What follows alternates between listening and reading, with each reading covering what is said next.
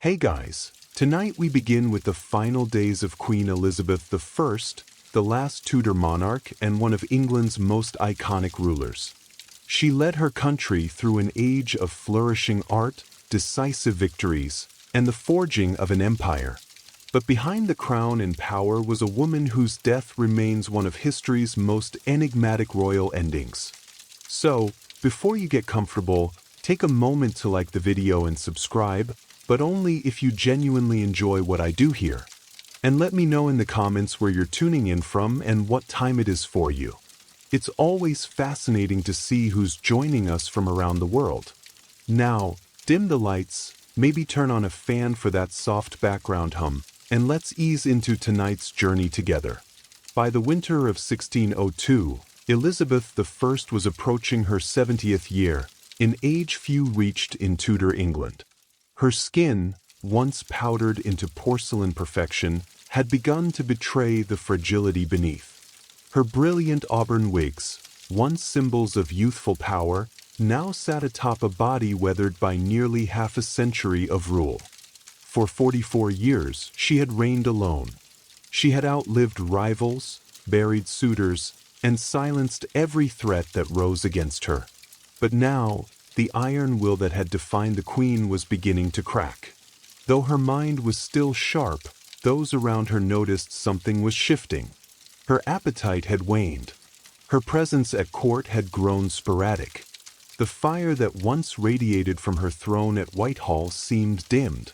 And with the turning of the year, rumors began to whisper through the tapestried halls of Richmond Palace. Rumors that their sovereign was fading. There had been loss, painful personal loss. The execution of Robert Devereux, the Earl of Essex, in 1601 had struck a deep blow. Though he had betrayed her, leading a failed rebellion and attempting to seize power, Elizabeth had loved him in her own way. Some said it was motherly affection, others whispered of something deeper. Regardless, watching him walk to the scaffold tore at her. She never truly recovered from that grief. In her final winter, she would spend long hours standing, refusing to sleep, refusing to eat. Servants noted that she rarely sat and even less did she speak. When she did, her voice was thin, trailing like smoke. Sometimes she would gaze into the empty fireplace for hours, unmoving, as if staring into something far beyond it, something only she could see. The court began to prepare. Physicians offered tinctures, tonics, and prayers, but the queen dismissed them all. Ministers gently urged her to rest, to speak, to name a successor, but the once commanding monarch only shook her head. Something weighed on her heart, heavier than politics, heavier perhaps than the crown itself. As March approached, one truth began to settle among those closest to her. The reign of Elizabeth I was quietly, painfully coming to an end. As the days passed, the gloom that filled Elizabeth I's private chamber at Richmond Palace deepened. The once vibrant court, famous for its music, pageantry, and lively discourse, had grown hushed. The queen, who had dazzled Europe with her wit and resolve, was now wrapped in heavy silks, surrounded by shadows and silence. She no longer held council meetings, nor did she take her usual rides or walks in the gardens. Her ladies-in-waiting, the closest and most trusted women in her life, were dismissed one by one from her room, until she remained mostly alone. Even the few she allowed to stay, such as Lady Scrope, spoke only in soft, uncertain tones, unsure if their presence comforted or agitated her. Her mind, they whispered, was slipping. It was during this time that her physicians began to observe something troubling. Not only was the queen refusing food, she had also started to resist sleep altogether. She would stand for hours on end, rooted to the same spot by her bed or by the window, as if the very act of lying down might bring death closer. When her legs could no longer support her, she would sit stiffly on cushions, eyes fixed on some invisible point, lips moving silently in prayer or thought. Some speculated that she feared death, not as a woman, but as a ruler. For decades, Elizabeth had been the embodiment of England itself. To die meant to relinquish control of her people, her image, and her power.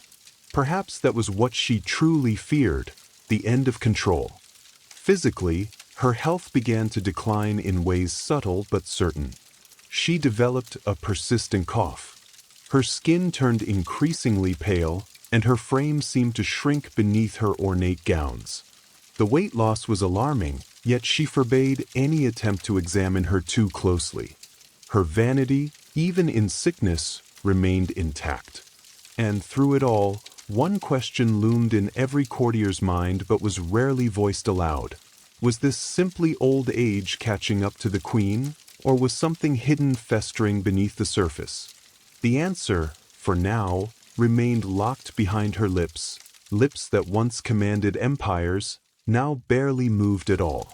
To understand the weight pressing down on Elizabeth I in her final weeks, one must look not only at her body but at her heart, and more precisely at the ghost that haunted it, Robert Devereux, the Earl of Essex. Their relationship had been volatile. Essex was dashing, ambitious, and impulsive.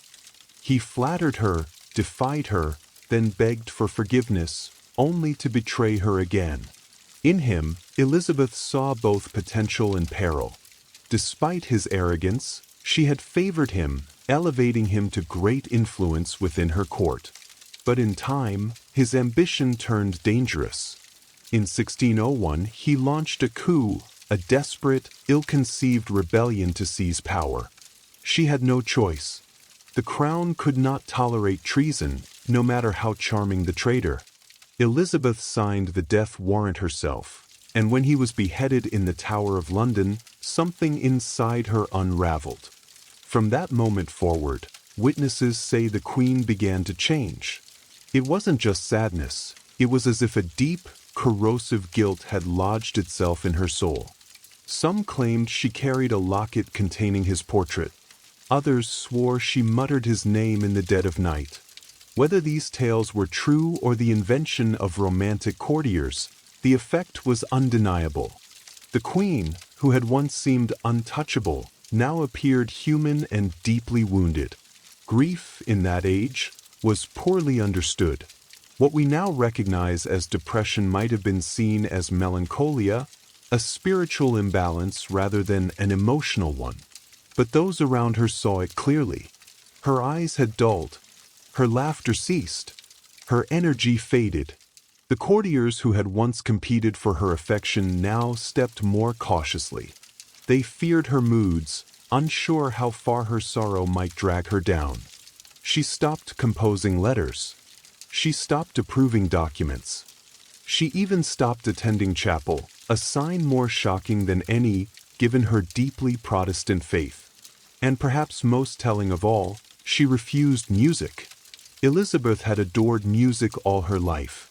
She had sung, played instruments, and surrounded herself with composers and poets. Now she asked for silence. The Queen's heart, it seemed, had broken long before her body followed. As March of 1603 drew near, the decline of Elizabeth I was no longer hidden. What began as grief and withdrawal was now a public spectacle, her slow, tragic unraveling witnessed by nobles, courtiers, and servants alike. The once commanding sovereign, who had outwitted kings and silenced dissenters, now seemed adrift within her own palace. She would not speak of her condition. In fact, she barely spoke at all. She answered questions with gestures or simple nods. Days passed without a full sentence leaving her lips. When her advisors pressed her for guidance on affairs of state, on the matter of succession, or on her own health, she turned away, retreating into herself, as if words had become too heavy to lift. Physicians, summoned in increasing urgency, debated her symptoms. Some believed she suffered from a settling of humors, the vague Tudor diagnosis for mental or physical imbalance. Others suggested a cold distemper of the brain. But no one could agree on a cure because no one could truly understand the cause. At this time, her physical posture became symbolic of her mental state. She refused to lie down for hours, even days. She remained upright, sometimes leaning against cushions, sometimes gripping the arms of her chair, but never fully reclining. It was as though she believed that surrendering to sleep would mean surrendering to death. Servants would later report how the queen stood silently in the corner of her room, cloaked in heavy black, unmoving for hours at a time. At night, they took turns watching her, unsure whether she was praying, mourning, or simply lost. The palace around her seemed to fall into a hush. Courtiers spoke in whispers. Nobles paced outside her door, anxious for news. And all the while, the air grew thick with unspoken fear, not just of losing their queen, but of what might come after. The realm had no clear heir. And though Elizabeth had long refused to name one, everyone suspected that James VI of Scotland would be chosen. But without her voice, without her seal, would her will be honored? England was no stranger to power struggles, and a queen's silence could turn into a nation's chaos. The silence was no longer just hers, it was England's, holding its breath. Among the many whispered theories about Elizabeth I's death, one stands out, not because of its drama, but because of its slow, invisible nature. It wasn't a sword or a poisoned goblet that may have killed her, but rather something far more insidious, her makeup.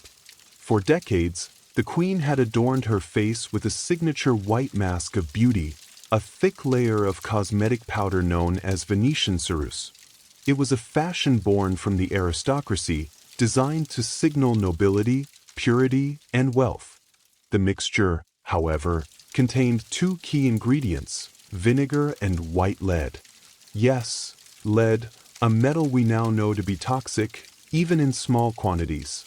Applied daily, layer upon layer, this lead-based makeup was absorbed through the skin. Over time, it could damage the nervous system, weaken the muscles, cloud the mind, and ultimately shorten the lifespan. The symptoms of lead poisoning read like a shadowed list of Elizabeth's final months: fatigue, depression, tremors, loss of appetite, cognitive decline, and skin deterioration. Her contemporaries noted that her teeth had blackened and fallen out. Her hair, once bright and flame red, had thinned and disappeared. Her skin, beneath the paint, was marked by sores and blemishes, signs that were hidden from the public behind pearl-studded wigs and powdered masks. And yet, the queen remained committed to the illusion. She insisted on presenting the image of eternal youth, even as her body rebelled. That makeup was not just vanity, it was armor. And like any armor, it came with a weight, in this case, a poisonous one. Some modern historians believe that long-term lead exposure may have contributed significantly to her physical and mental decline. The irritability, the confusion, the refusal to sleep or eat, even the depression that followed the death of Robert Devereux, might have been magnified by a chemical imbalance. But in her day, no one understood these dangers. Venetian ceruse was celebrated. It was even imported and used across Europe. The very thing that made Elizabeth iconic may have also been one of the slowest, most cruel contributors to her downfall. In the end, the white mask that defined her public image may have also quietly hastened the fading of the woman beneath it. By the second week of March 1603, the condition of Elizabeth I had become undeniable. Her courtiers now moved with urgency, though careful not to show panic. The queen had stopped eating entirely. Her body, already thin, seemed to retreat into itself. Her bones were visible beneath the ornate fabrics that once projected power and grace. She was wasting away, and yet no one could give her illness a name. Tudor medicine had no clear diagnostic tools. There were no thermometers, no microscopes, no concept of infection as we know it. Illness was a matter of humors, blood, phlegm, yellow bile, and black bile. If those were imbalanced, disease followed. Treatments involved bleeding, herbal poultices, or purging the system. And yet, none of these worked. because no one truly understood what was happening inside the Queen. Modern scholars have suggested that she may have succumbed to pneumonia. The cold air in Richmond Palace, mixed with long hours of standing and fasting, may have led to a lung infection. A persistent cough, chills, and a slow slide into delirium align with such a theory. And without antibiotics, even a mild case of pneumonia was potentially fatal. Others speculate blood poisoning, possibly due to abscessed teeth or infected sores under her cosmetics. Dental hygiene was poor, and Elizabeth had already lost several teeth. Infections in the mouth, if left untreated, could enter the bloodstream, a deadly condition known today as septicemia. But none of these possibilities could be confirmed in her time. And so, her physicians guessed. They used herbal tonics, tried warm compresses, and prayed. But Elizabeth would have none of it. She rejected all medicine. She would not allow incisions nor bleedings. She even refused to undress completely, guarding her modesty to the very end. And through it all, she said almost nothing. The silence around her became part of the illness. Her servants tiptoed. Her ladies wept in private. Her ministers watched, helpless, as the one figure who had dominated their lives for decades began to vanish, not in a blaze, but like a candle slowly dying in its holder. No one could help her. No one even knew what to call it. And so, they simply waited for the end or for a miracle. Though her body was failing, it wasn't illness alone that burdened Elizabeth I. It was the immense, inescapable weight of rule. For over 4 decades, she had stood as the embodiment of England. Her crown was not just a symbol of power, it was a living thing, fed by every decision she made, every speech she delivered, and every threat she outwitted. But now, in the stillness of her chamber, that crown sat heavy and unclaimed. And the question of what came next loomed over the dying queen like a storm. Elizabeth had no children, no direct heir. The Tudor line, so fiercely defended and glorified, was ending with her. And though she had maintained a lifetime of political control, she had long resisted naming a successor. Perhaps because naming one meant acknowledging her own mortality, something she had stubbornly refused to do. The most obvious candidate was James VI of Scotland, son of Mary, Queen of Scots, whom Elizabeth had executed decades prior. He was male, Protestant, and had a legitimate claim through his great-grandmother, Margaret Tudor. But his rise to the English throne would not be simple. Factions existed.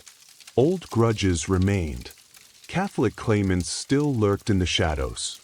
As the Queen's strength faded, pressure mounted on her to make a formal declaration. Ministers, especially Robert Cecil, the Secretary of State, pressed gently but firmly. England could not be left rudderless.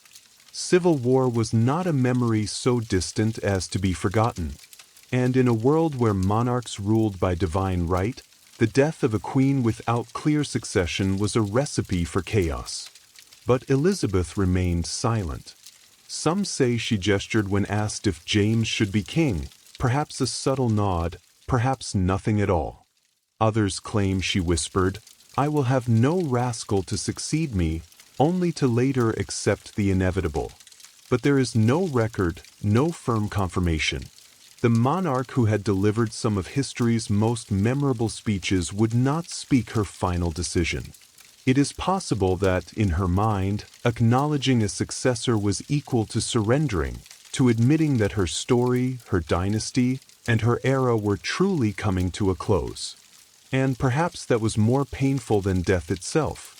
As March drew on and the hours grew colder, those attending Elizabeth I faced a peculiar and increasingly disturbing reality. The Queen refused to sleep. Not occasionally, but entirely. Days and nights blended into one endless vigil as she remained seated or standing in her chamber, eyes distant, spirit detached. To many, it seemed that the Queen was terrified, not of death, but of what lay between her and death, rest. There were moments when her attendants begged her to lie down, but she resisted with such force that they stopped asking. Her refusal wasn't rooted in stubbornness alone.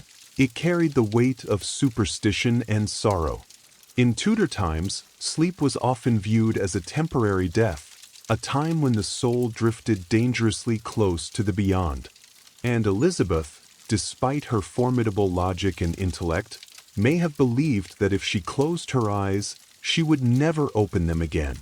And so, she sat, sometimes hunched in her chair, other times leaning against the wall. She defied the limitations of her failing body. The swelling in her legs worsened. Her breathing grew shallow. But still, she would not lie in bed. Her servants tried to coax her with music. She turned it away. They brought warm drinks. She waved them off. She did not wish to be comforted nor convinced. It was as if she was standing watch over her own death, refusing to give it an invitation. Eventually, her strength began to betray her. She collapsed several times. On one occasion, she was found crumpled beside her chair, unwilling to cry out for help. After that, her ladies-in-waiting took turns staying close, hovering like ghosts of the court she had once commanded.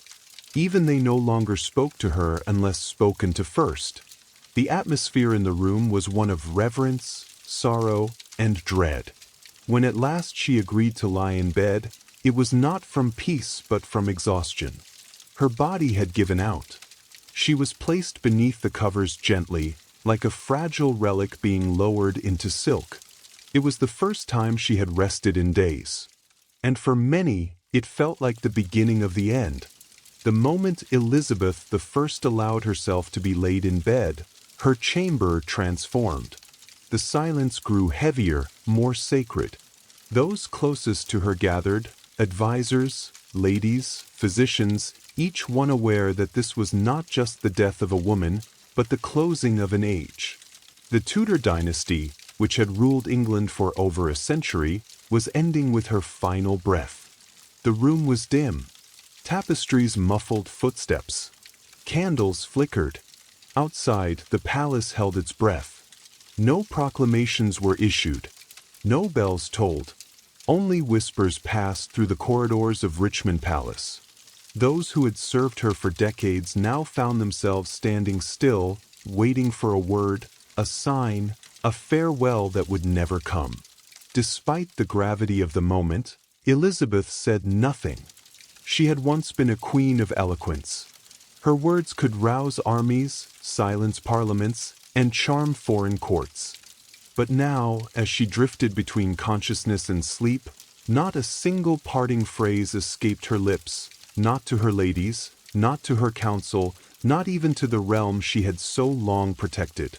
Instead, she communicated through faint movements, slight nods, flickers of the eyes, the barest tremble of her hands. Some thought they saw her reach toward the crown resting nearby. Others claimed she gestured toward a portrait of James VI, the presumed successor. But there were no declarations, no final speech to echo through history. What did she see, lying there in silence? Perhaps visions from her reign, the young girl imprisoned by her sister Mary, the triumphant queen greeting the troops at Tilbury, the glittering court of poets and explorers, the fires of religious wars, the execution of Mary, Queen of Scots, the death of the Earl of Essex. A life of power, shadowed by solitude.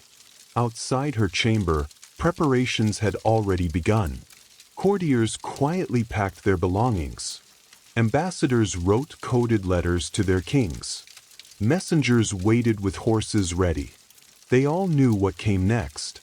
And yet, until the last moment, England remained a kingdom without a sovereign. For until her last breath, Elizabeth I was still queen. No one could take her place, not yet, not until she was gone.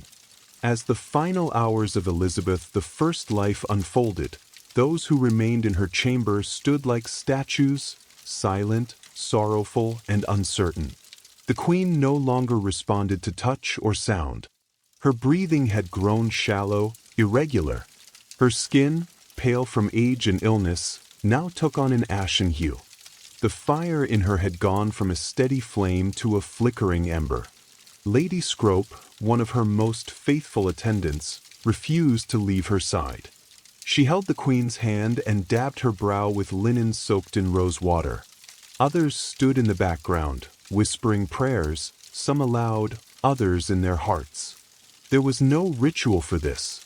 There had never been a monarch like her before. Outside, Richmond Palace was wrapped in a quiet anxiety. No proclamation had yet been made, and still no one dared call her death until the final breath passed.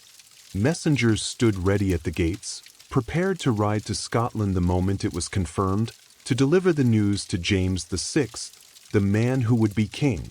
Inside, time seemed to warp. The minutes dragged like hours, and no one dared speak of what would come next. Then, just before dawn on March 24, 1603, it happened. No cry, no gasp, just silence. The room remained motionless for a full minute, as if all feared the breath might return. Then, quietly, Lady Scrope covered the Queen's face with a linen cloth. It was over. Elizabeth I was dead. Her passing was not marked with fanfare, nor even with a priest's final rites. She had refused them all. The Virgin Queen, as she was so often called, had died alone, surrounded not by family or heirs, but by the weight of history. A monarch born of scandal, who ruled through storms and fire, now passed into legend with the same dignity she held in life, quiet, unbending, and ultimately unknowable. The death of Elizabeth I sent a chill across the kingdom, not because it was unexpected, but because of what it left behind. A throne without a voice, a court without direction, and a realm uncertain of its next heartbeat. She had been the only monarch many in England had ever known. Her presence was woven into the fabric of everyday life, her image stamped onto coin and conscience alike. Now that image was still. Immediately after her death, her body was left undisturbed, according to tradition. Her ladies kept vigil beside her, whispering psalms through trembling lips. A single candle burned at her bedside. The cloth over her face did not conceal her identity. It preserved it, as though the nation needed one final moment to believe she was truly gone. But while grief settled inside the walls of Richmond, elsewhere wheels were already turning. Robert Cecil, perhaps the only man who truly understood the scale of this moment, stepped into motion. His secret correspondences with James VI of Scotland had prepared for this day. The couriers were sent, riding with breathless urgency through muddy spring roads, carrying news that would transform two kingdoms. Meanwhile, back in London, the people waited. No bells rang. No mourning was declared. The court kept the death quiet for several hours, fearing unrest or opportunistic power plays. But word eventually seeped out, first through servants, then to merchants and clergy. The Queen was gone. And with her, so too went the Tudors. There was no child, no sibling, no cousin raised at her side to step into her place. Elizabeth had left behind no personal heir, only the political hope that her choice, unspoken but widely assumed, would be honored. The Privy Council met in hushed tones. The moment was fragile. A kingdom needed direction and fast. The fear of factionalism, of Catholic uprisings, of foreign meddling, all these haunted their thoughts.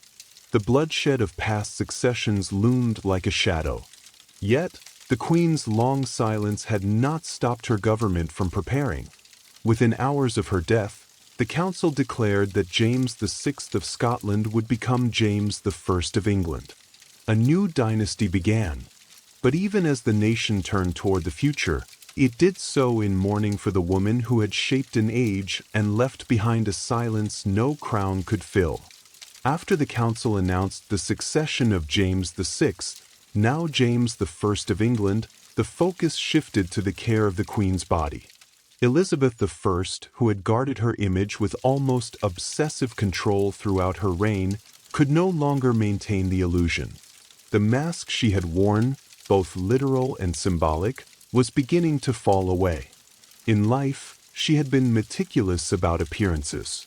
She rarely allowed herself to be seen without her full regalia: the white lead makeup, the elaborate gowns, the fiery wigs.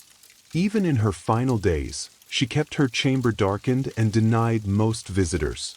Vanity, yes, but also power. To appear weak was to risk everything in a court filled with ambition and knives. Now, in death, her body told a different story. As her ladies gently prepared her for burial, they began to see what had long been hidden beneath layers of silk and powder. Her skin bore the signs of age and illness: bruising, lesions, and the pale, unnatural hue from years of toxic cosmetics. Her hands, once adorned with rings and scepters, were thin and bony. Her hair, what little remained, had turned wispy and white. There was no denying it. Elizabeth had been dying long before she allowed anyone to see it. And yet, in death, there was something profound about her humanity. She was no longer Gloriana, the Virgin Queen, or the untouchable monarch on coins and canvases. She was a woman who had carried a kingdom on her back for 4 decades and paid the price with her body. No embalming was done immediately. The tradition at the time was to delay the burial to allow time for national mourning and for proper ceremony. Her body lay in state, dressed one final time in royal robes, crown placed above her brow, orb and scepter at her side. For all the imperfections now visible, her people still came to pay respects, not just to the queen she had been, but to the person she had become: a woman of contradictions, powerful and alone, brilliant and burdened, fierce and fragile. The mask had slipped away, but what remained was not less regal, only more real. On April 28, 1603, more than a month after her death, the body of Elizabeth I was finally laid to rest. The delay had not been caused by negligence, but by reverence. England had lost its longest reigning monarch to date, and such a passing demanded a ceremony that would match the magnitude of her legacy. Her funeral procession began at Whitehall and moved slowly toward Westminster Abbey. The streets of London were lined with mourners, nobles, clergy, commoners. Thousands of faces turned toward the carriage that bore their queen one final time. Some wept, others stood in solemn silence. There were no cheers, no songs, only the tolling of bells and the shuffle of boots on stone. The coffin was draped in velvet and borne upon a massive hearse drawn by 4 horses. Above it sat an effigy of Elizabeth, dressed in state robes with crown, orb, and scepter, eyes open, face serene, as if still watching over her people. The image was so lifelike that many believed it to be her real body, propped upright in death. Behind the hearse marched an honor guard, followed by the nobles of her court, members of parliament, and ambassadors from foreign nations. Each step echoed the weight of transition. A queen was being buried, but an entire era was being mourned. At Westminster Abbey, she was interred in the vault beside her half-sister, Mary I, a symbolic reunion between 2 queens once bitterly divided by religion and rivalry. On the tomb, the inscription reads, "Partners in throne and grave, here rest we 2 sisters, Elizabeth and Mary, in the hope of one resurrection." The irony was not lost on historians. In life, the sisters had been enemies. In death, they lay side by side. The funeral marked more than the end of a monarch. It marked the end of the Tudor dynasty. With Elizabeth gone, so too ended the lineage that had brought England out of the Wars of the Roses and into an age of exploration, cultural flourishing, and national pride. And as the Abbey's great doors closed behind her, an entire kingdom stood changed. The Elizabethan age was over.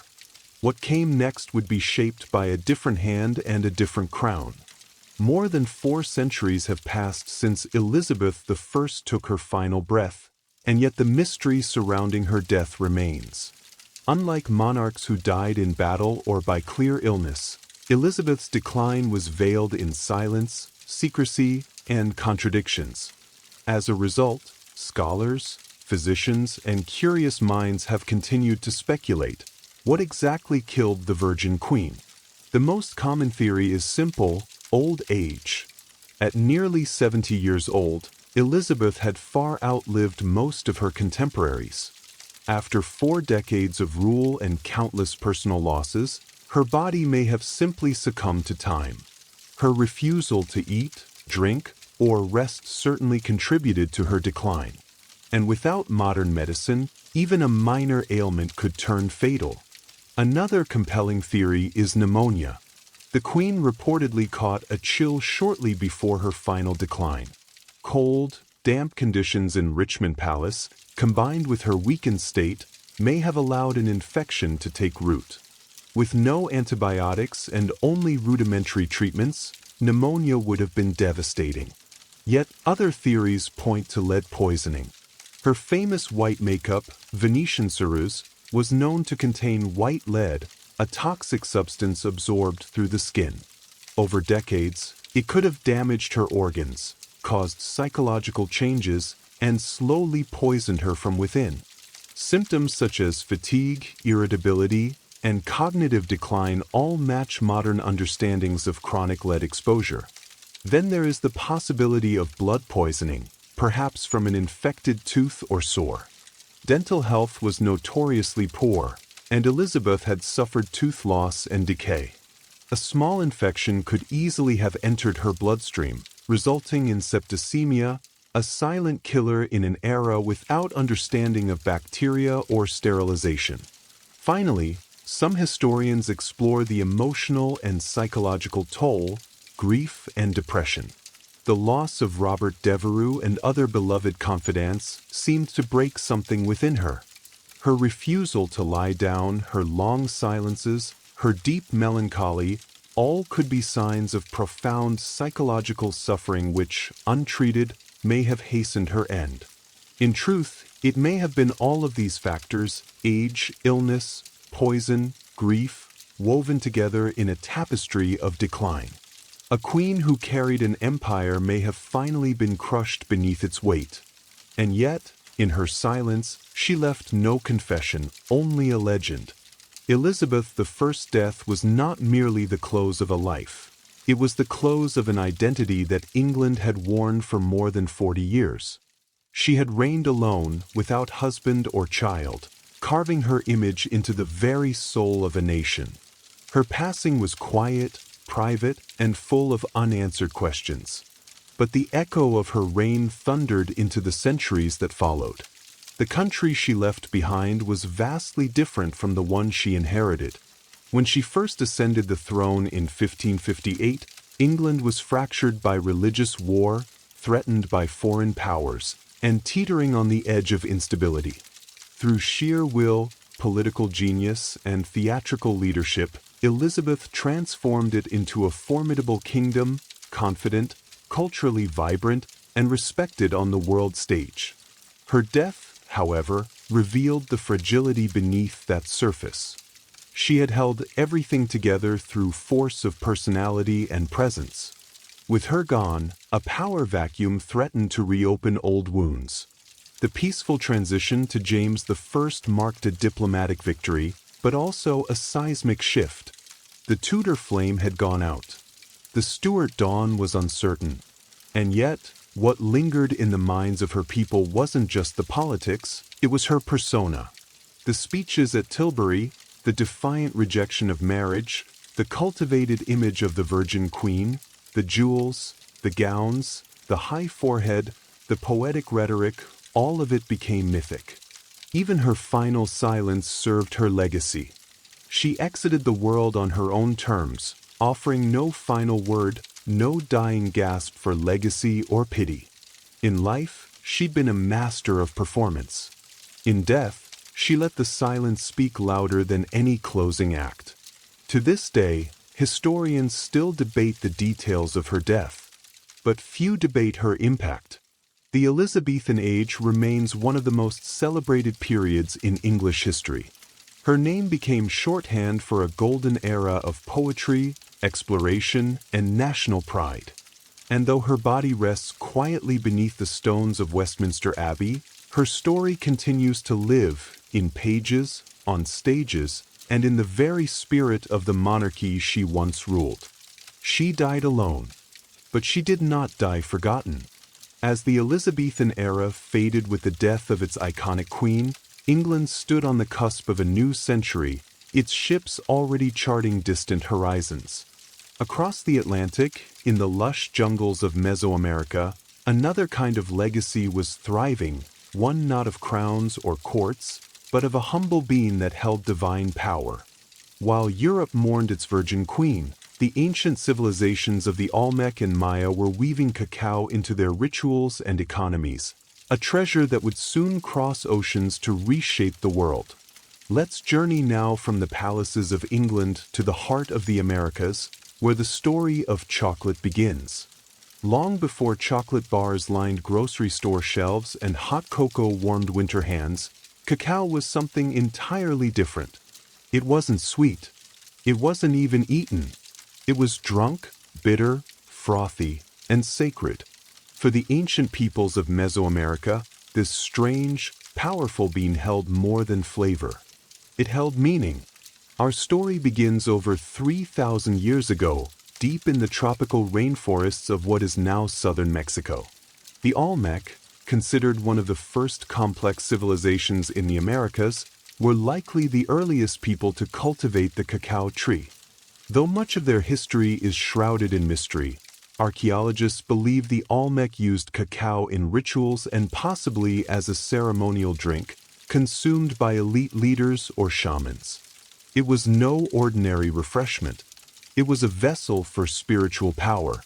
But it was with the Maya civilization that cacao truly became a divine gift. The Maya, whose empire spanned much of Central America from around 250 to 900 CE, worshipped cacao as a sacred plant bestowed by the gods. According to their mythology, cacao was a gift from the gods of creation, part of the very foundation of human life. The Popol Vuh, a sacred Maya text, describes the gods forming humans from maize and cacao, binding them to the natural world. Cacao was reserved for important moments. Priests offered it during religious ceremonies. Nobles drank it during elaborate feasts. It was believed to invigorate the spirit and open a gateway to the divine. Served cold and mixed with chili, spices, or cornmeal, the cacao drink was rich, intense, and energizing. Often, it was poured from vessel to vessel to create a frothy foam, a sign of prestige and quality. But cacao's value went even deeper than ritual. Maya markets used cacao beans as currency. A few beans could buy a tamale, 100 could buy a turkey. People stored them like money, traded them, and even made counterfeit versions from clay. To the Maya, chocolate wasn't a treat. It was life, power, wealth, and worship all in one. It was the drink of the gods, flowing through the veins of kings and priests. And its bitter, intoxicating taste marked the beginning of one of the most remarkable culinary journeys in human history. Among the Maya, cacao was more than a beverage. It was a living symbol of divine order, woven into the very fabric of daily life and cosmic belief. This small, bitter bean from the jungle was thought to be a sacred substance, capable of connecting mortals to the gods, the earth, and the afterlife. In every major Maya city, from Tikal to Copan, cacao was present at the most important moments of life. When rulers were crowned, cacao was poured. When marriages were sealed, it was drunk by both bride and groom. And when the dead were laid to rest, vessels of cacao accompanied them into the tomb, offerings meant to nourish their souls in the next world. Cacao was commonly consumed during religious ceremonies, often by the priestly and elite classes. These drinks were not sweet, nor were they taken casually. They were blended with chili peppers, maize, vanilla, and sometimes even blood, a powerful combination intended to invigorate the spirit and induce visions. It was believed that drinking cacao could bring one closer to the divine, opening the mind to prophecy or sacred insight. The Maya also believed cacao trees were sacred. Their curved branches and brightly colored pods symbolized life, fertility, and abundance. In art, cacao often appeared alongside gods and ancestral spirits. On painted ceramics and carved stele, you can see scenes of kings offering cacao to deities or gods themselves emerging from the pods, as if born of divine fruit.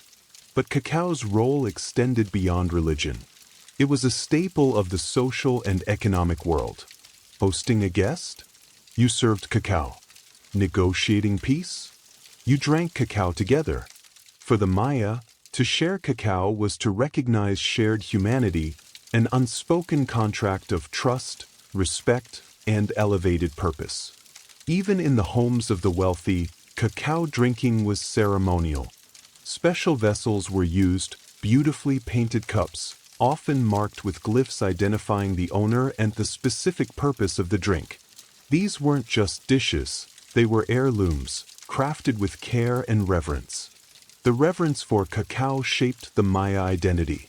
It was not just consumed, it was celebrated, revered, and trusted as a bridge between realms. In a world ruled by ritual and cosmic cycles, cacao was the drink that kept the universe in balance. Centuries after the Maya, another mighty civilization would rise and elevate cacao even further, the Aztecs.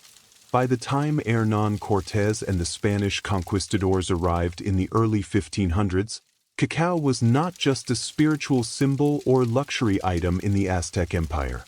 It was an institution used as money, medicine, and a royal indulgence. The Aztecs didn't grow cacao in the cool, dry climate of their capital, Tenochtitlan. Instead, they acquired it through trade or tribute. Conquered provinces in warmer, southern regions were required to send cacao beans as payment to the imperial center. Tons of beans flowed into the empire's coffers, stored in granaries like modern banks. Each bean had value. A small rabbit could cost 10 beans. A turkey hen might cost 100. Servants were paid in cacao. Debts were settled with it. To counterfeit a cacao bean, to hollow one out and fill it with dirt, was a serious crime. In Aztec society, cacao was as valuable as gold. But its worth went beyond economics. Cacao, known as zacatl, was revered as a warrior's drink. It was consumed by nobles, priests, and military leaders, never by commoners. Prepared with water, chili, and sometimes maize, it was believed to energize the body and sharpen the mind before battle. Emperor Moctezuma II is said to have consumed as many as 50 cups a day, believing it to be an aphrodisiac and a source of strength. Cacao was also a key element in religious ceremonies. Offerings were made to deities like Quetzalcoatl, the feathered serpent god, who, according to legend, gave cacao to humanity after stealing it from paradise. It was believed that cacao had divine origins, and drinking it properly was a sacred act. In Aztec culture, cacao represented wealth, war, worship, and royalty. It was a seed of power, earned, stolen, traded, and honored. But all of this would soon collide with European conquest. When Spanish eyes first saw the cacao bean, they didn't recognize its value. But that would change. The bitter drink of warriors and kings was about to cross the ocean, where it would be forever transformed, sweetened, commodified, and woven into a global obsession. When Hernán Cortés and his band of conquistadors first arrived in the Aztec capital of Tenochtitlan in 1519, they encountered a world both foreign and magnificent. Towering temples, floating gardens, and bustling markets stunned the Europeans. But among all the wonders, one thing caught their attention again and again: the peculiar use of a dark, bitter drink made from crushed beans. The Spanish watched as Moctezuma II was served cup after cup of zacatl in golden vessels. They observed warriors, nobles, and priests treating the substance with reverence. At first, they found it unpleasant, strange, unsweetened, spicy. Some even called it unpalatable. But they also noticed something else: the energy it seemed to grant, the alertness it sparked, and the symbolic power it carried in every corner of Aztec life. Once the conquest was complete and the empire fell, Cortés brought more than gold and silver back to Spain. He brought cacao beans. He brought the knowledge of how to grind, mix, and drink them. And with that, chocolate entered Europe. At first, it remained a curiosity of the Spanish court, an exotic treasure of the New World. Monasteries began to prepare it in the traditional way for nobles and royals only.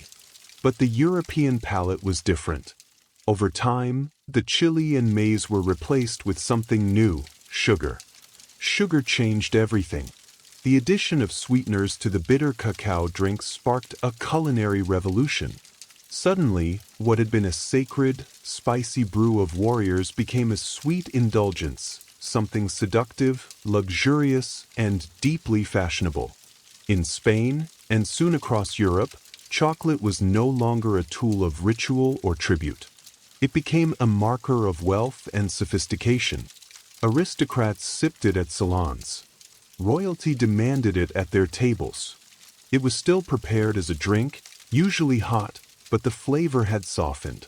The rituals were replaced with recipes. The power, once tied to gods and warriors, now belonged to the European elite.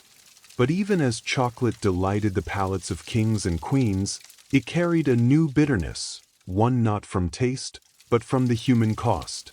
To feed Europe's growing hunger for cacao and sugar, colonial plantations expanded. And behind them, a new system of exploitation and slavery would begin. The drink of the gods had entered a new world, and it would never be the same. By the 17th century, chocolate had evolved from a sacred Mesoamerican ritual to a fashionable European delicacy. But behind this sweet transformation lay a growing darkness. The union of cacao and sugar, a pairing that delighted European palates, also became one of the driving forces behind one of history's most brutal systems: the transatlantic slave trade. As European demand for chocolate grew, so did the need for raw cacao. The lush, equatorial regions of South America, Central America, and the Caribbean offered the perfect climate to grow the cacao tree. But harvesting it was labor-intensive. Cacao pods had to be picked by hand, split open, and the beans fermented, dried, and roasted. The same was true for sugarcane, another demanding crop. To maximize profit, colonial powers turned to slavery. The Portuguese, Spanish, French, Dutch, and British all participated in building plantation economies fueled by enslaved labor. Millions of Africans were captured, shipped across the Atlantic, and forced to work under brutal conditions on plantations in Brazil, the Caribbean, and later West Africa. Many would spend their lives cultivating cacao and sugar, never tasting the sweet confections their labor created. The human cost was staggering. In the pursuit of chocolate and sugar, families were torn apart, cultures were erased, and entire generations suffered. Yet, in the drawing rooms of London, Paris, and Madrid, aristocrats sipped hot chocolate, unaware or uninterested in the lives behind the beans. The commodification of cacao marked a turning point. It was no longer a sacred offering. It was a global product, something to be traded, taxed, and turned into profit. And as the industrial age approached, the demand would only grow. What began as a spiritual drink, crafted with reverence and ceremony, had now become entangled in empire and exploitation. The taste that had once symbolized divine connection now left a bitter residue, one of blood, suffering, and systemic injustice. Yet the allure of chocolate only deepened.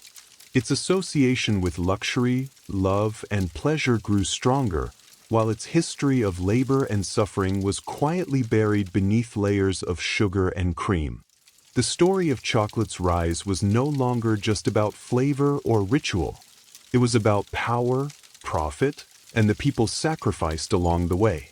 For centuries, chocolate remained a liquid luxury, served in royal courts and elegant salons. But as Europe entered the Industrial Revolution, chocolate was about to undergo another transformation, one that would forever change its form, its audience, and its place in the world. The early 1800s saw a wave of invention. Mechanization and mass production were reshaping everything from textiles to food. And in 1828, a Dutch chemist named Coenraad Johannes van Houten developed a revolutionary process. Using a hydraulic press, he extracted much of the natural fat, the cacao butter, from roasted cacao beans. What remained was a dry cake, which could be ground into a fine powder. This powder dissolved more easily in water and could be blended with sugar more smoothly, making chocolate cheaper, lighter, and easier to produce. This invention gave birth to what we now call Dutch cocoa, and it paved the way for solid chocolate. In 1847, the British company Fry and Sons took things a step further. By combining cacao powder, cacao butter, and sugar, they created the world's first modern chocolate bar, a smooth, moldable, and portable version of what had always been a drink. For the first time, chocolate could be held in the hand, not just sipped from a cup. Then came the Swiss. In the 1870s, Daniel Peter introduced milk chocolate by adding condensed milk to the mixture, creating a creamier, sweeter version of the classic bar. His friend and rival, Rodolphe Lindt, invented the conching machine, which slowly churned chocolate for hours, refining its texture and giving it the silky smoothness we now associate with high-quality chocolate. These innovations turned chocolate from a luxury into a mass-market product. With lower prices and improved texture, chocolate was no longer reserved for royalty. It entered shops, factories, and lunchboxes across Europe and, soon after, the United States. Companies like Cadbury, Nestle, and Hershey industrialized chocolate on a scale never seen before. Packaging became colorful and playful. Advertising emphasized joy, indulgence, and childhood wonder. But in making chocolate sweet, accessible, and solid, something of its origin was forgotten. The divine drink of gods had become a snack, delicious, yes, but stripped of its ancient power and ritual. Still, a new chapter had begun, one where chocolate would become beloved worldwide. By the dawn of the 20th century, chocolate had taken root across the globe, not just as a delicacy, but as an industry. What began as a sacred brew among ancient civilizations had become a worldwide phenomenon, driven by factories, marketing, and the unstoppable forces of global capitalism. In the United States, chocolate took a uniquely American turn with Milton Hershey. In the late 1800s, Hershey applied mass production methods to chocolate, much like Henry Ford would later do with automobiles. His factory in Pennsylvania produced affordable milk chocolate for the average American, not just the elite. By 1900, the Hershey bar was born, and with it, a new American love affair with chocolate. But chocolate was no longer just a product. It was becoming a symbol. Soldiers carried it into war. Children traded it on playgrounds. It appeared in cookbooks, holiday rituals, and romantic gestures. Valentine's Day, Halloween, Easter, each adopted chocolate as its unofficial mascot. Its sweetness now spoke to love, comfort, and nostalgia. Meanwhile, international companies expanded cacao cultivation to meet demand. West Africa, particularly Ghana and Côte d'Ivoire, became global hubs for cacao farming, surpassing Latin America. The same regions that had once endured colonial rule and slavery were now supplying over 70% of the world's cacao, often under exploitative conditions. Even in modern times, labor abuses, including child labor and poverty-level wages, persist in many cacao-growing regions. Yet, despite its tangled roots, chocolate's popularity only grew. In Japan, it became a refined art, small, exquisite bonbons gifted with ritual precision. In Switzerland, it was a matter of national pride, with brands like Toblerone and Lindt defining premium quality. In Mexico, chocolate returned to its ancient roots, used in traditional dishes like mole, where bitter and savory flavors coexist. Global chocolate culture was, and still is, a paradox, universal, yet personal, a product born of indigenous ceremony, transformed by empire, refined by industry, and then embraced in 1,000 unique ways across continents. From the Andes to Antwerp, from Ghana to Geneva, chocolate had become part of the human story. And even though few stop to wonder where it came from, every bite carries the flavor of history, sweet, bitter, and everywhere in between. In the whirlwind of industrial growth and global expansion, chocolate's ancient origins were largely forgotten. What once carried divine meaning and ceremonial weight had become, for many, just another snack, delicious, convenient, and sold by the millions. But in recent decades, a new movement has begun to stir, a rediscovery of chocolate's roots and a return to the bean. The craft chocolate movement began in earnest in the early 2000s, inspired by trends in coffee, wine, and slow food. Artisans and chocolatiers across the world started asking, where does our chocolate come from? Who grows it? What does it taste like before it's buried beneath sugar and additives? The answers led them back to the cacao bean. Unlike industrial chocolate, which is often blended from beans sourced in bulk, craft chocolate focuses on single-origin cacao, preserving the unique flavors of specific regions, soils, and fermentation styles. Beans from Madagascar might taste fruity and citrusy, while those from Ecuador could carry floral or nutty notes. Chocolate, it turned out, had terroir, just like wine. This reawakening wasn't just about flavor. It was also about ethics. With greater awareness came concern over how cacao is produced. Documentaries and investigations revealed ongoing labor abuses, including child labor and unfair wages on cacao farms. In response, many craft chocolate makers began working directly with farmers, paying premium prices for high-quality, ethically grown beans. Labels like Fair Trade, Direct Trade, and Rainforest Alliance emerged, each striving to create a more just and sustainable supply chain. Meanwhile, chefs and food historians began reviving ancient Mesoamerican uses of cacao. In parts of Mexico and Guatemala, traditional drinks made with cacao, chili, and maize regained popularity. Indigenous communities shared recipes passed down for generations, reminding the world that chocolate was not invented in a factory, but in a forest. Museums, books, and culinary tours followed.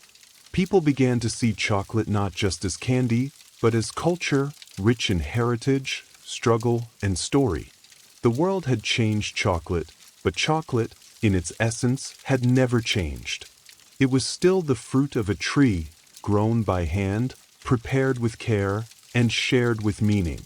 And for those who cared to listen, chocolate once again began to speak, not just in sweetness, but in memory. Today, chocolate is everywhere, at celebrations, in vending machines, in side pastries, and in gourmet kitchens alike. It's a symbol of love, luxury, and comfort. But beneath its creamy surface lies a history that's anything but simple. It's a story of gods and empires, of joy and exploitation, of ritual and reinvention. Chocolate, perhaps more than any other food, is a mirror held up to civilization itself. From the sacred ceremonies of the Maya to the bitter brews of Aztec warriors, from the hands of enslaved laborers on colonial plantations to the gilded salons of European nobility, from wartime rations to Valentine's Day traditions, chocolate has journeyed alongside humanity, reshaping itself at every turn. Its legacy is layered. On one side, chocolate represents ingenuity, resilience, and cultural fusion. It is the perfect example of how ingredients from one continent can meet techniques from another to create something entirely new. It has inspired poetry, science and innovation, from the chemistry of tempering to the artistry of flavor balancing. On the other side, it holds a shadow. Much of the modern chocolate industry still depends on the labor of impoverished farmers, many of whom have never tasted the chocolate bars their beans help produce. Despite awareness campaigns and ethical certifications, problems like deforestation, underpayment, and child labor remain ongoing concerns in the cacao supply chain. Chocolate is also a story of forgotten voices. The indigenous peoples who first revered cacao saw it as sacred. Their traditions, silenced by colonization, are only now being rediscovered and their contributions acknowledged. Each time we bite into a truffle or sip a cup of hot cocoa, we engage, knowingly or not, with that deep and often painful history. And yet, for all its contradictions, chocolate continues to unite people across languages, borders, and beliefs. It brings joy. It comforts. It celebrates. It endures. Perhaps that is chocolate's greatest legacy, not just its flavor, but its ability to evolve, to adapt, and to survive the rise and fall of civilizations. From ritual to recipe, from seed to symbol, chocolate has always meant more than it seemed. It is, in the end, not just a treat, but a story, one that continues to unfold with every bite. That even now, we are still writing. As cacao journeyed from sacred Mesoamerican rituals to the opulent courts of Europe, it became a symbol of conquest and commerce, its sweetness masking a bitter cost. The same colonial hunger that transformed chocolate into a global treasure drove a darker ambition across the Atlantic. In the early 19th century, as European powers reshaped the Americas, the young United States turned its gaze westward, not to cultivate, but to claim. This pursuit of land and power would carve a path of sorrow for Native American nations, leading to one of the most tragic chapters in history, the Trail of Tears. In the early decades of the 19th century, the United States was a young and growing nation, restless in its ambitions. Its population was surging, and white settlers were pushing outward, hungry for farmland, gold, and opportunity. To many, the promise of the American frontier was a divine right. But to fulfill that dream, they looked westward, not into wilderness as they imagined, but into lands already deeply rooted in memory, culture, and life. Those lands belonged to Native American nations. Among the most prominent were the Cherokee, Creek, Choctaw, Chickasaw, and Seminole tribes, with sophisticated political systems, written languages, newspapers, and schools. These were not scattered bands of nomads. They were sovereign communities, many of which had long tried to coexist with the United States on legal and diplomatic terms. The Cherokee Nation, in particular, had adopted numerous elements of American society in hopes of preserving their autonomy. They drafted a constitution modeled after that of the U.S., practiced agriculture, and many converted to Christianity. They published a bilingual newspaper. They even sent delegates to Washington. But to white settlers and politicians, assimilation was never enough. What they wanted was the land. Georgia, Alabama, Mississippi, and other southern states began encroaching more aggressively into native territories. They passed laws invalidating tribal governance, nullifying native property rights, and pressuring the federal government to act. The discovery of gold in northern Georgia only heightened the urgency. The land, they argued, was too valuable to remain in native hands.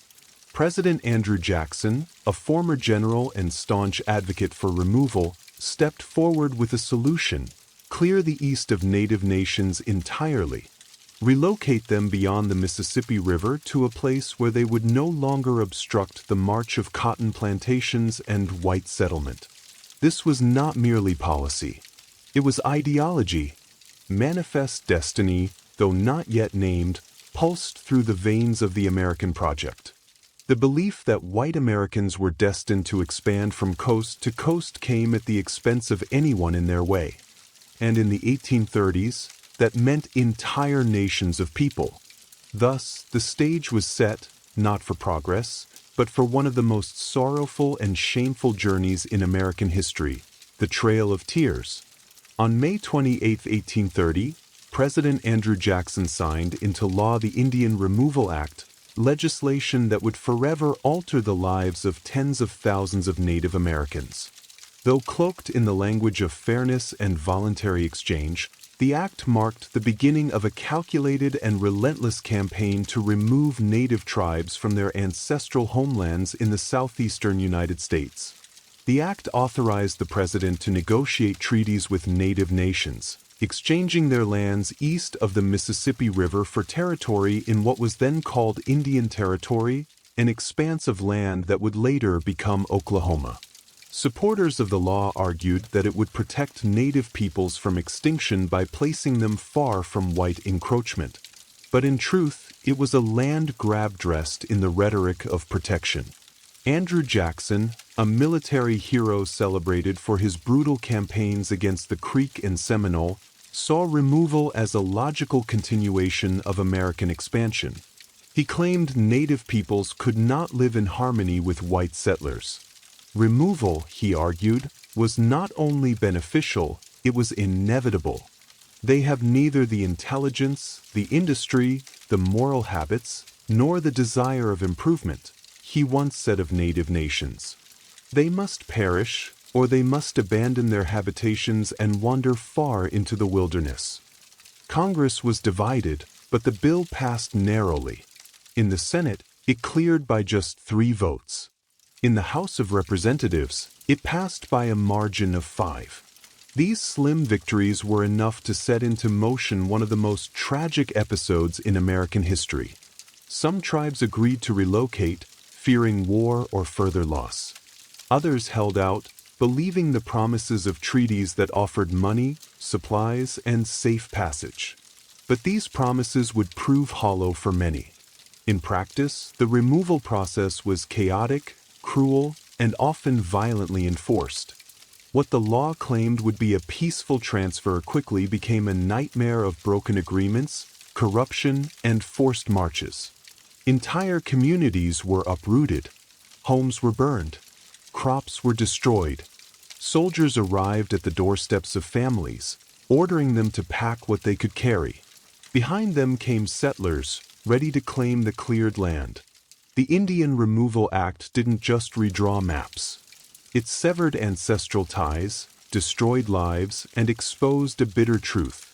American expansion was built not only on hope, but on heartbreak.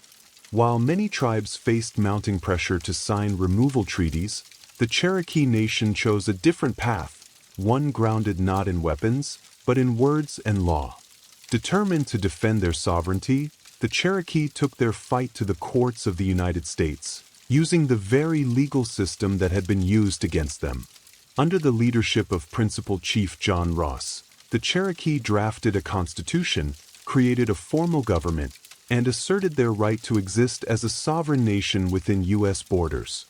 They believed that by proving their civilization and political structure mirrored that of the American Republic, they could protect their territory. Their resistance culminated in 2 landmark Supreme Court cases. In Cherokee Nation v. Georgia, 1831, the Cherokees sought a federal injunction against laws passed by the state of Georgia that stripped them of their rights and lands. The court, led by Chief Justice John Marshall, ruled that the Cherokee were not a foreign nation and thus had no standing to sue, a devastating blow. But the next year, a second case would shift the tide. In Worcester v. Georgia, 1832, the court ruled in favor of the Cherokee, declaring that the state of Georgia had no authority to impose laws on Cherokee territory. Marshall affirmed that the federal government alone could negotiate with sovereign native nations. For a brief moment, justice appeared to be on the Cherokees' side. But President Andrew Jackson reportedly responded with chilling defiance. John Marshall has made his decision, now let him enforce it. Whether he actually said those exact words remains debated, but his actions left no doubt. Jackson refused to uphold the court's ruling, and Georgia continued to ignore it. The Constitution had spoken, but political will refused to listen. The Cherokee, clinging to hope, still resisted signing removal treaties. But division crept in. A small faction within the Cherokee, led by Major Ridge, John Ridge, and Elias Boudinot, believed removal was inevitable and signed the Treaty of New Echota in 1835 without the authorization of the Cherokee government. That treaty, passed by a narrow vote in the U.S. Senate, sealed the fate of the Cherokee Nation. Despite the protests of the majority, it was declared binding. And so, the Cherokee fight for justice ended, not with a gavel, but with the sound of soldiers preparing to march.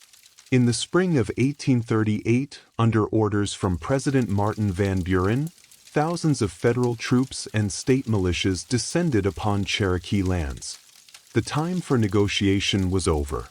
The Treaty of New Echota, signed by a minority of Cherokee without the consent of their nation, had been ratified by Congress. Removal was now official policy, and the military was sent to carry it out by force.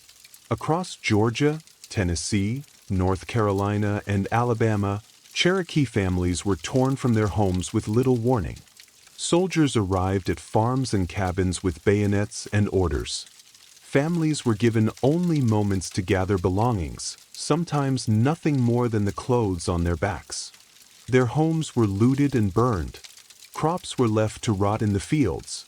Churches, schools, and burial grounds, all abandoned. More than 16,000 Cherokee were rounded up and placed in military stockades. These makeshift camps were overcrowded and unsanitary, with little food, dirty water, and no shelter from the elements. Disease spread rapidly. Measles, dysentery, and whooping cough took a heavy toll even before the march began. Some groups were moved immediately under armed guard. Others, held in the sweltering summer heat, were forced to wait until autumn, when travel conditions were considered more favorable. But cold rains, early snow, and inadequate supplies would make the journey even more deadly. The Cherokee called the route Nunadal Tsuni, the trail where they cried. Roughly 1,200 miles stretched between their homes and the so-called Indian Territory. The march was slow, harsh, and humiliating. They walked through mud and snow, across frozen rivers, over mountains and prairies. The elderly collapsed. Children died in their mothers' arms. Entire families vanished along the trail, buried in shallow, unmarked graves by the roadside. Some tried to maintain dignity, singing prayers, carrying sacred objects, recording names of the lost. But the weight of grief was unbearable. Hunger gnawed at their strength. Winter pierced their thin clothing. Guards showed little mercy. By the time the last group arrived in what is now Oklahoma in early 1839, it's estimated that over 4,000 Cherokee had died, nearly a quarter of their entire population. This was not simply a relocation. It was a death march, a forced erasure of identity, home, and hope. When the last group of Cherokee reached Indian Territory in March of 1839, the journey was over, but the suffering was not. The losses endured along the trail of tears extended far beyond the 4,000 lives claimed by disease, exposure, and starvation. What died on that trail was more than people.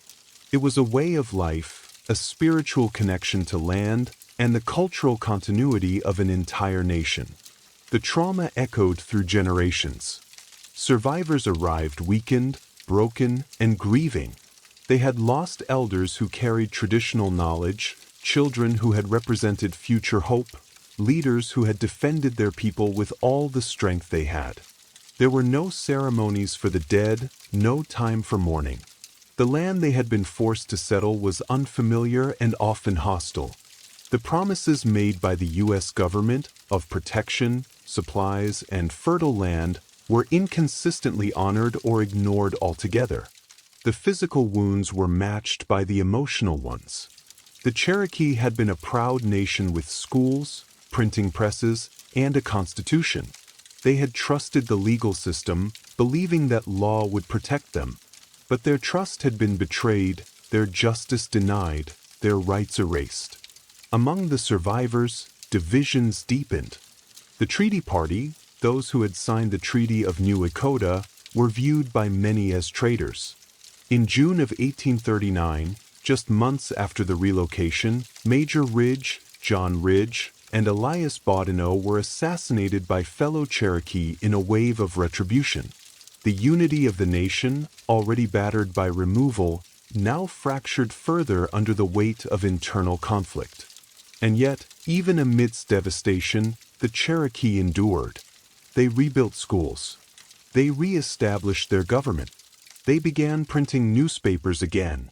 They held on to their language, their stories, their faith. The resilience that had once carried them through legal courts and diplomatic struggles now became the foundation of survival. Still, the scars of removal ran deep, and they remain today. The Trail of Tears is not just a chapter in a history book. It's a living memory, carried in families, in oral traditions, and in the soul of a people who were forced to leave everything behind. And in that memory, there is sorrow, but also strength. While the Cherokee Trail of Tears is the most widely remembered, it was not the only forced removal. The Indian Removal Act of 1830 targeted multiple native nations, each with their own languages, traditions, and lands. And each endured their own version of exile, suffering, and loss. The Choctaw were the first to be removed, beginning in 1831. Thousands of Choctaw were forced from their homelands in Mississippi and Alabama. Most traveled on foot, without wagons or adequate supplies. As they marched through freezing rains and swollen rivers, hundreds died. A Choctaw chief later called it a trail of tears and death, a phrase that would echo in history. The Creek Nation, once powerful in the southeast, was next. After years of broken treaties and violent clashes with settlers and militias, they too were rounded up and driven westward in 1836. Over 15,000 Creek were removed, many in chains. Thousands perished along the way, while others were sold into slavery or scattered from their kin. The Chickasaw negotiated payment for their lands before removal, but their journey was no less brutal.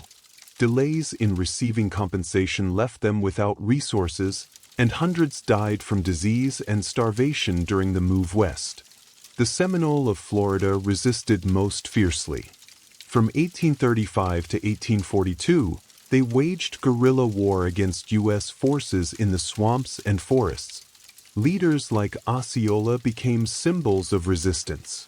But even the Seminole could not withstand the weight of U.S. military power forever. Thousands were captured or killed. Others were forcibly marched to Indian territory, while a small group fled deep into the Everglades, where their descendants remain today. In all, over 100,000 Native Americans from multiple nations were displaced during the removal era. The government called it policy. The settlers called it progress. But for Native peoples, it was catastrophe. Each nation's trail was different, but all shared the same themes: betrayal, suffering, and loss. Sacred homelands were stripped away. Cultural centers were shattered. The bonds of community, family, and memory were stretched to the brink. And yet, these nations carried their songs, their languages, and their spirit with them into a new land that did not welcome them, but where they would find ways to survive.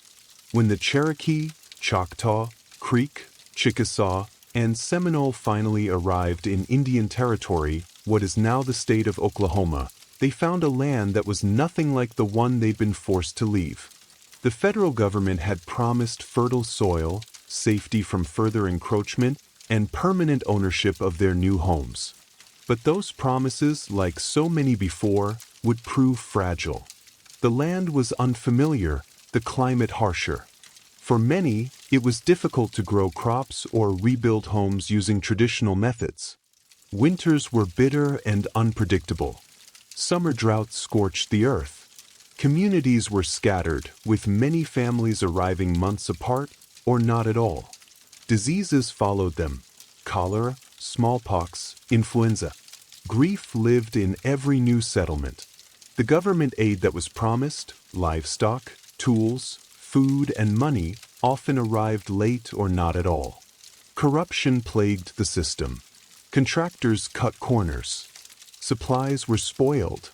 Resources meant to help resettled families start over were siphoned off by middlemen or bureaucrats with little oversight. Worse still, the land that had been guaranteed as a permanent Indian homeland was soon under threat. As settlers pushed westward and the borders of U.S. states crept closer, new pressures emerged. Railroads began to carve through the land. Treaties were rewritten or ignored under pressure or manipulation. What had been set aside as sovereign territory began to shrink once again. Despite these hardships, the nations worked to rebuild. The Cherokee re-established their capital in Tahlequah and rebuilt schools and institutions. The Choctaw and Chickasaw reorganized their governments. New constitutions were written. Councils met. Churches were built. Farming resumed. Communities began to heal, not by forgetting, but by enduring. And yet, even in Indian territory, the shadow of removal loomed. Every promise made to protect their new homeland was vulnerable to the same forces that had driven them from their original lands: greed, expansion, and disregard. The land that was promised became a temporary refuge in a nation still unwilling to see native people as permanent, rightful inhabitants. Though many believed they had finally found peace, history would soon prove otherwise. The story of the Trail of Tears didn't end in Indian territory. It simply turned the page to another long chapter in the struggle for survival, sovereignty, and respect. For decades after the forced removals, the Trail of Tears lived mostly in silence, spoken about in whispers, passed down through family stories, rarely acknowledged in textbooks or politics. It was a wound left open, a shared pain carried quietly by native communities, too often ignored by the nation that had caused it. Yet the memory survived. In Cherokee homes, elders told the story of the march west, of the cold, of the hunger, of the lost. Songs were sung in mourning. Ceremonies were held in remembrance. Oral history kept the names of those who walked, and those who did not, alive. The land remembered to old trails, shallow graves, and surviving documents marked the route like a scar across the heart of a continent. It was not just a trail of sorrow. It was a trail of survival. The resilience shown by native nations after removal defied the expectations of those who had tried to erase them. In the decades that followed, the Cherokee, Choctaw, Creek, Chickasaw, and Seminole would not only rebuild, they would thrive.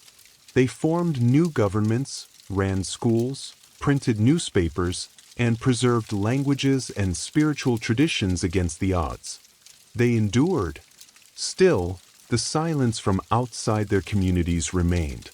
Not until the late 20th century did wider America begin to reckon, even faintly, with the tragedy of the Trail of Tears.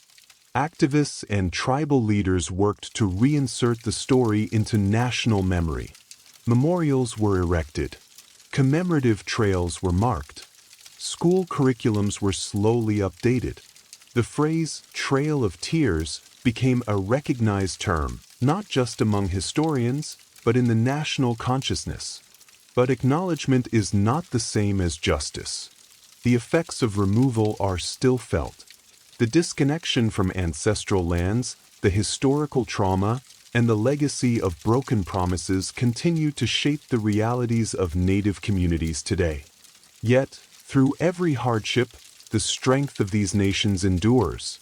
The same spirit that guided them through forests, across rivers, and into exile still lives on, in language revival programs, cultural preservation efforts, and the stories told around fires and kitchen tables.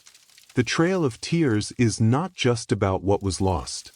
It's about what was carried forward: faith, memory, and the unyielding will to survive.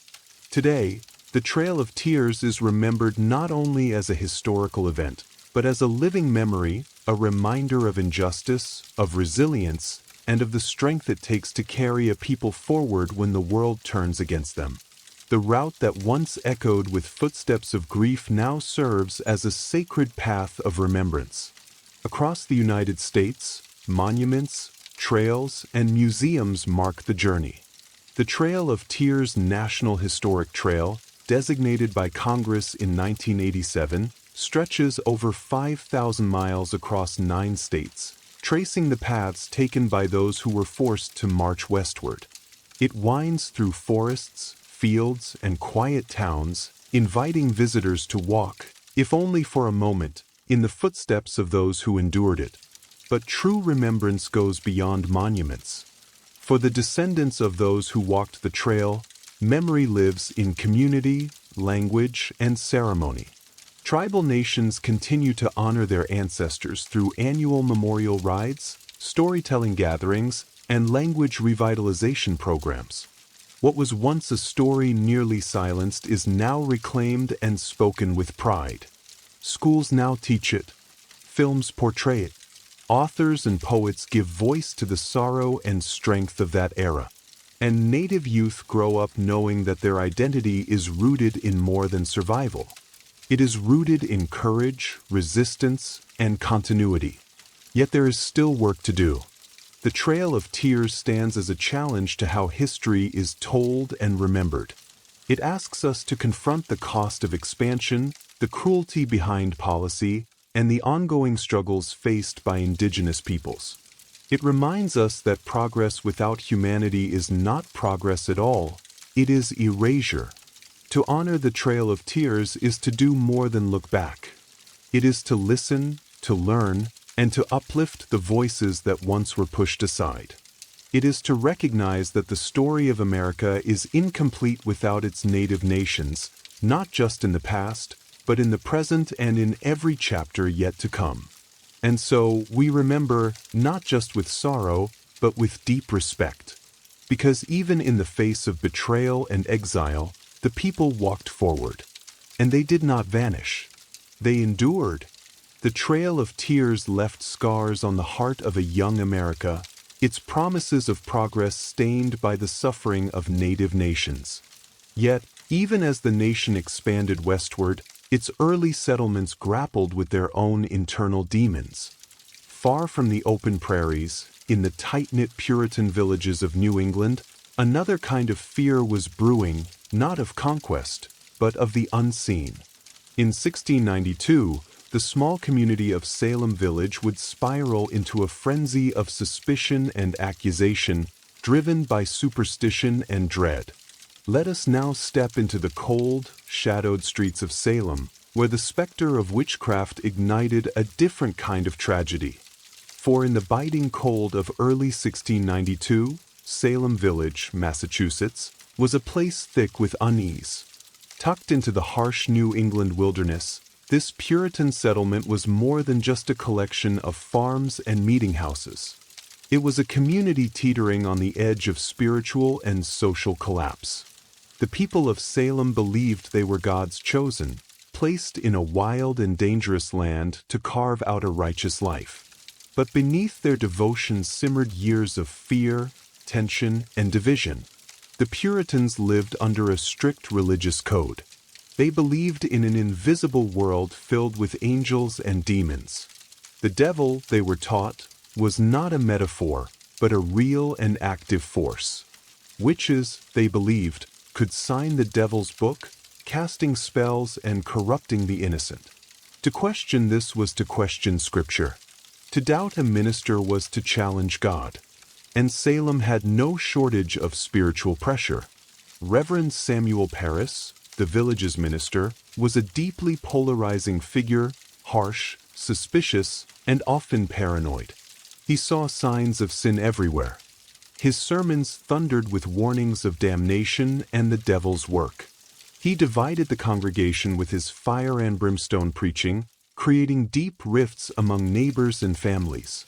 Beyond the pulpit, Salem faced economic and political strain. A long-running feud between Salem Village and the wealthier Salem town caused constant tension. Land disputes were common, and the boundaries between property, belief, and personal grievance were often blurred. Old resentments lingered just beneath the surface. To make matters worse, the surrounding wilderness was a source of terror. The memory of brutal Native American attacks during King Philip's War was still fresh. Crops had failed the year before. Smallpox had swept through the region. In the Puritan mind, these disasters were not chance, they were punishment for hidden sins. It was in this atmosphere of religious anxiety, political rivalry, and survivalist dread that a group of young girls would begin to act strangely. Their sudden fits, wild accusations, and cries of witchcraft would not be dismissed as childish games. Not here. Not in Salem. Because in Salem, the devil was real. And in 1692, the villagers believed he had come to visit. It began, as many tragedies do, with children. In January of 1692, two young girls in Salem Village, 9-year-old Betty Paris and her 11-year-old cousin Abigail Williams, began to behave in alarming ways. They screamed, thrashed, and contorted their bodies into unnatural positions. They barked like dogs, hurled objects, and spoke in gibberish. When reprimanded, they wailed in pain and claimed they were being pinched or pricked by invisible forces. Their afflictions confounded the adults around them. Reverend Samuel Paris, Betty's father, initially saw the behavior as disturbing, but perhaps curable. A local doctor, William Griggs, examined the girls and gave a chilling diagnosis. They were under an evil hand. In a deeply religious and superstitious community like Salem, that meant only one thing: witchcraft. Soon, other girls began to display the same symptoms. And Putnam Jr., Mercy Lewis, Mary Walcott, and Elizabeth Hubbard joined the afflicted circle. Their fits escalated, drawing the attention of the entire village. These girls were not from the fringes of society. They were daughters of prominent families, respected members of the Puritan order, that gave their words weight. When pressed to name the cause of their suffering, the girls did something that would change the fate of the entire colony. They pointed fingers. The first to be accused was Tituba, an enslaved woman of Caribbean origin in the Paris household. She was a convenient target, foreign, non-white, and associated with stories and rituals that seemed exotic and suspect to Puritan eyes. Alongside her, the girls named two other local women, Sarah Good, a poor and often homeless beggar, and Sarah Osborne, who had scandalized the community by refusing to attend church and marrying her servant. Three women, each vulnerable in different ways, were suddenly the focus of an entire town's suspicion. They were arrested and jailed. For the villagers, this was a spiritual emergency. If witches walked among them, they had to be identified and purged. What had begun as an unexplained illness in a single household now spiraled into full-blown panic. And as the accusations spread, no one, not neighbors, not friends, not even family, would be safe from suspicion. Salem had opened the door to fear, and it would not be easily closed. In the early months of 1692, as more villagers fell into hysterics and more names were whispered in fear, Salem's courts began relying on a kind of evidence never before used in any English-speaking legal system: spectral evidence. It would become the most controversial and damning tool of the trials, and the most dangerous. Spectral evidence was based on the belief that a witch could send her spirit, or specter, to torment victims from afar. The afflicted girls would scream in court, claiming to see the accused person's ghost pinching, choking, or stabbing them, while the accused stood silently in front of them, often in disbelief. To the Puritan mind, this wasn't imagination or performance. It was considered valid proof of a pact with the devil. When the accused denied their guilt, they were accused of lying. And when they stayed silent, that too was seen as an admission of guilt. Those who confessed, however, were often spared execution, especially if they named other witches. This perverse incentive caused a wave of coerced confessions. Tituba, the enslaved woman accused first, confessed under pressure. She claimed that a tall man from Boston, clearly meant to suggest the devil, had visited her and promised her freedom if she served him. She described strange creatures, flying spirits, and even said she had seen a witch's book filled with signatures, implying that others in the village had also made deals with Satan. Her testimony was graphic, theatrical, and terrifying. Whether Tituba's confession was strategic, survival-driven, or partly imagined remains debated. But it had a powerful effect. It validated the girl's accusations and stoked public fear. If witches were real, and if they moved unseen, then anyone could be guilty. Soon, more confessions followed, some extracted under duress, others offered in hope of mercy. Those who refused to confess were often treated more harshly than those who admitted guilt. The line between truth and fantasy vanished in the candlelit courtrooms. Hysteria drowned reason. Ministers urged caution, but too often their voices were ignored. Jails filled with the accused, farmers, midwives, churchgoers, even children. The foundations of justice in Salem were crumbling. A town once governed by scripture and order now answered to visions, screams, and shadows. And still the accusations grew. By the spring of 1692, the accusations had overwhelmed Salem's jails. What began as a local disturbance had spread into a full-blown judicial crisis, with more than 100 people imprisoned and the colony struggling to process the chaos. In response, Massachusetts Governor William Phips established a special court, the Court of Oyer and Terminer, meaning to hear and determine, specifically to handle the witchcraft cases.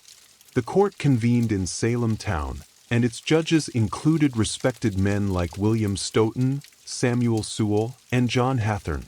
But even their experience and stature couldn't shield the proceedings from hysteria. The rules of evidence bent to fear. Spectral evidence was accepted. Hearsay was common. And doubt, even skepticism, was considered dangerous. The first to be formally tried and executed was Bridget Bishop, a woman long suspected by neighbors of being unruly and outspoken. She wore bright clothing, ran a tavern, and had been accused of witchcraft years before, making her a perfect scapegoat. During her trial in June, the afflicted girls claimed to see her specter pinching and mocking them in the courtroom. When she denied all charges, her resistance was taken as proof of guilt.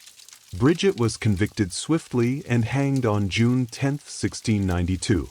She would not be the last. With her death, the machinery of accusation, trial, and execution accelerated. Week by week, more prisoners were brought before the judges. Some were pillars of their communities, church members, midwives, landowners.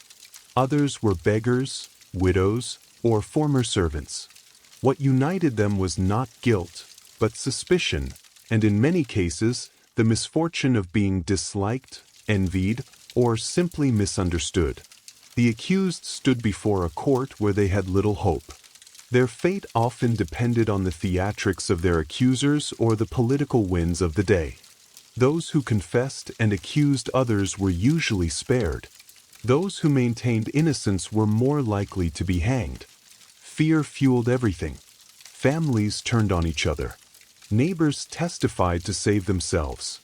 Ministers cautioned restraint, but their voices were drowned out by cries for purification.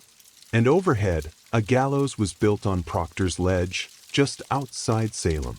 It waited in silence as the town below fed it names, one trial at a time.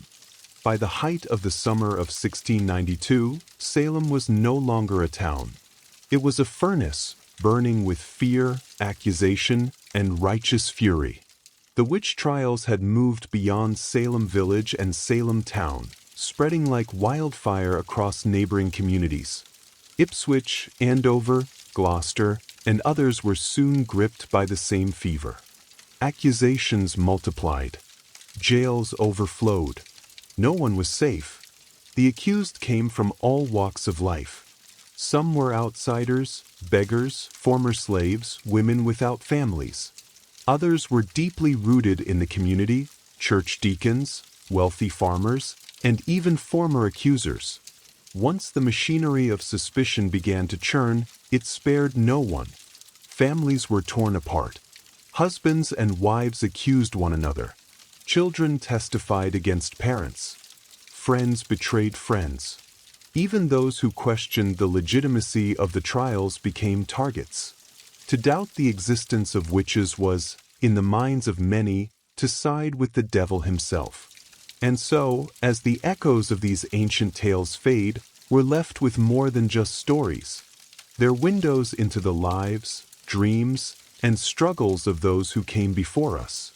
Every moment we've shared tonight is rooted in truth, meticulously drawn from primary records, archaeological discoveries, and the rigorous work of modern scholars. These aren't mere legends, they're the heartbeat of history, preserved in ink, stone, and memory. If this journey has sparked your curiosity, don't stop here. Dive deeper. Ask questions. Uncover the past that still shapes our world today. Hit that like button if you've been moved. Subscribe to join us for more. And let us know in the comments, what story from history do you want to explore next? Until then, keep chasing the truths that time has left behind.